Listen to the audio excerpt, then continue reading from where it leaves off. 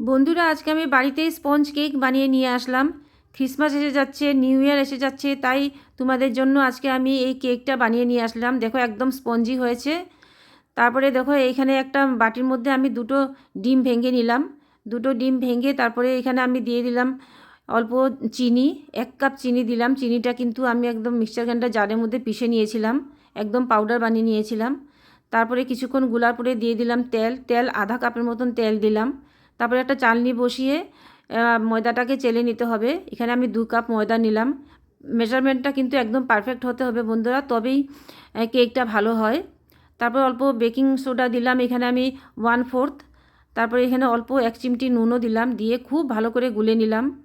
অল্প অল্প দুধ দিয়ে ব্যাটারটা একদম স্মুথ ব্যাটার বানিয়ে নেবে। দেখো এইভাবে কনসিস্টেন্সি এইভাবে হতে হবে। তারপরে কিছুক্ষণের জন্য এটাকে রেস্টে রেখে দেবো, 10 থেকে 15 মিনিট। তারপরে একটা পেপারের মধ্যে তেল লাগিয়ে নিলাম, বা বাটার পেপার থাকলে ওইটাও দিতে পারো। তারপর সবগুলো ঢেলে দিলাম। যে কোনো ফ্রুটস তুমি এখানে ইউজ করতে পারো, আমি কয়েকটা চেরি শুধু দিলাম। তারপরে প্রেশার কুকারটারে আগে প্রিহিট করে তারপরে এটার মধ্যে দিয়ে বেক করে নেবে। 45 মিনিটের মতন আমি বেক করলাম। দেখো বন্ধুরা খুবই, তারপরে এটাকে ডিমোল্ড করে নেব চাকু দিয়ে সাইড সাইড কেটে।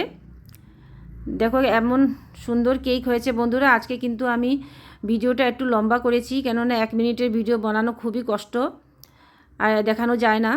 যদি ভালো লেগে থাকে অবশ্যই লাইক করবে, সাবস্ক্রাইব করবে, বন্ধুদের সাথে শেয়ার করবে, আর কমেন্ট করে অবশ্যই আমাকে জানাবে। আর আমার পাশে থাকবে বন্ধুরা, আর বেল আইকনটা অবশ্যই দাবিয়ে দেবে।